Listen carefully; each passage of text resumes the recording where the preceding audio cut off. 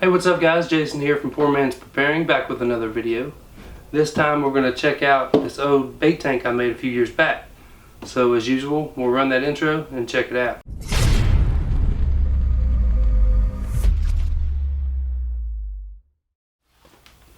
Alright, like I said, we're going to check out this bait tank that I made a few years back. I was into fishing a lot at the time, and I wanted to keep some bait around so I didn't have to go searching for it every time.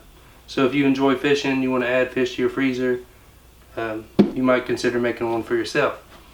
But I got this cooler because a former neighbor where I used to live, he threw it away, and I seen it sitting out on the curb. I went and checked it out and was like, yeah, I can use that for something. So I brought it back to my house.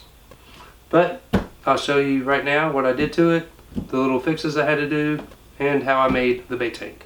Alright, so with any repurposed item, of course you're going to have your problems and things you need to fix with it.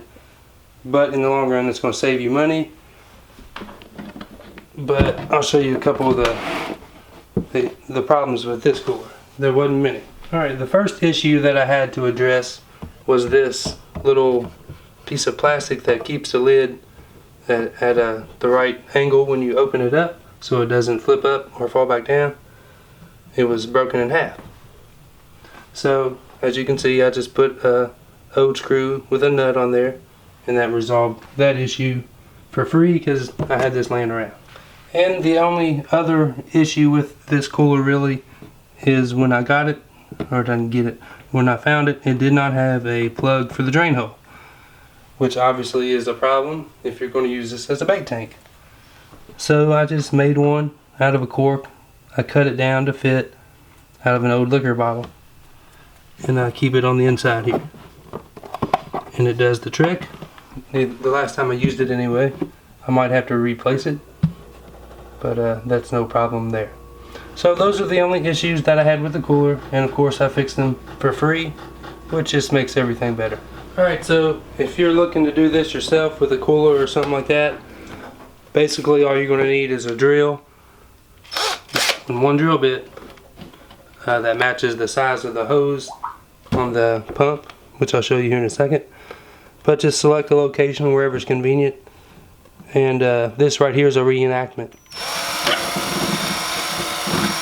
And drill you a hole. I chose the side with the drain on it, have everything on one end, and then you just make sure your hose fits in there.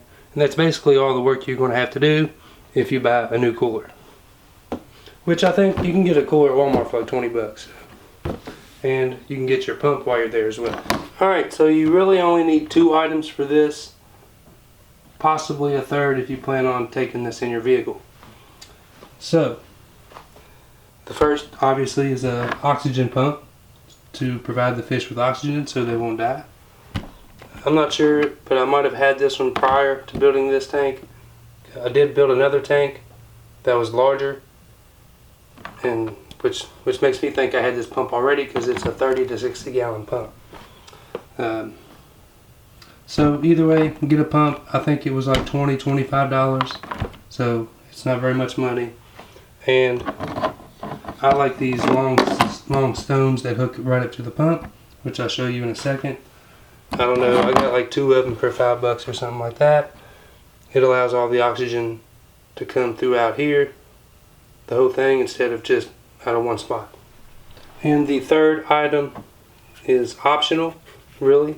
Like I said, if you want to put it in your vehicle, then you'll need a power inverter.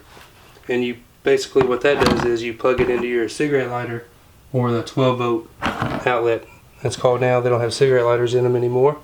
But this turns the 12-volt into 110. So you can plug this pump right up to it and run it in your vehicle. Alright, so that's all you need. Now I will show you how to set it up. Alright, so now we're just going to hook it up, and we'll take the end of our hose from our air pump, stick it through our hole,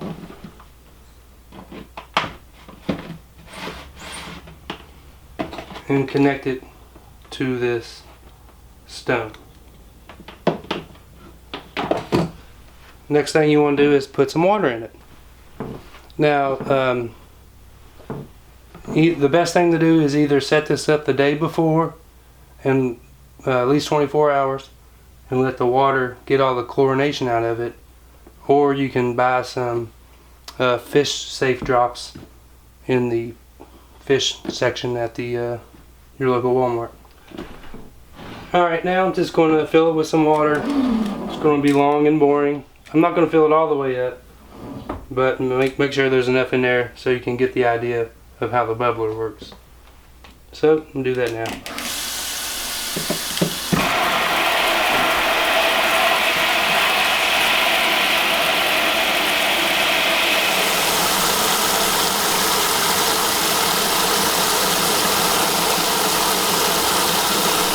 Alright, we got some water in there, so let's plug her up now.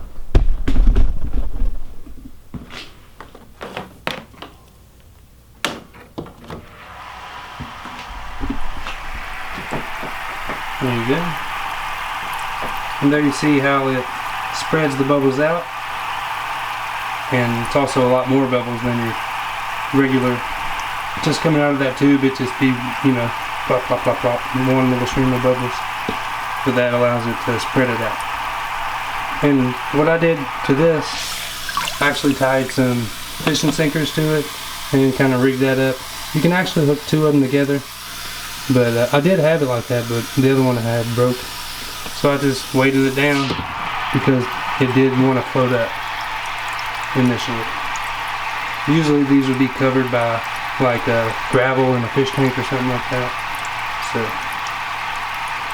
But that's basically all there is to it. That right there will keep the fish alive. The cooler, it'll insulate them from the, you know, to a degree from the heat and the cold. So that's a good idea. That's why it's a good idea for the cooler. And of course, if it has handles, this one doesn't have wheels, but a lot of them do now. So that would make it a lot easier too. But it still might be better to carry it.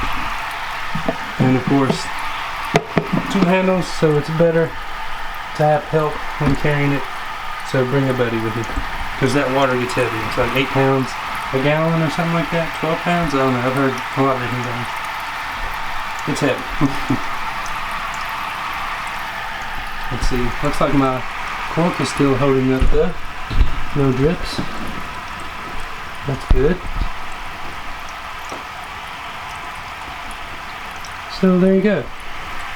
The good thing about this setup is you can just store everything right in the cooler, including a net, which would make it easier to scoop up your bait. Alright guys, that is it. I hope this video helped you a little bit. You know, I think it's pretty neat. If you don't know how to make something like this, then maybe it'll help you somewhat. I don't know. Either way, I just wanted to make a video about it. So thanks for watching. Hopefully you hit that thumbs up button. And like I said, hopefully this, if it don't inspire you to make a tank like this, hopefully it'll at least get you thinking about how to repurpose items. And I think that's pretty cool to do. So, you know, the dog fell off the couch.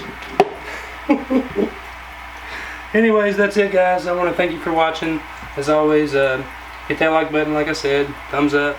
Make sure you turn the notifications on. I'm going to try making a lot more videos from now on. And subscribe, of course, if you aren't yet.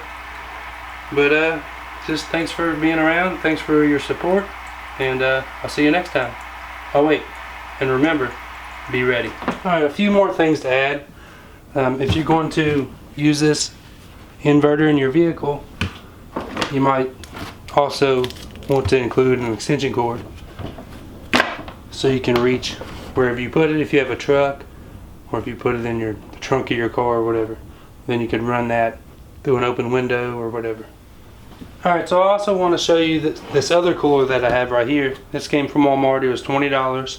It has the wheels on it, which you could convert into a bank tank as well, but it didn't have a drain.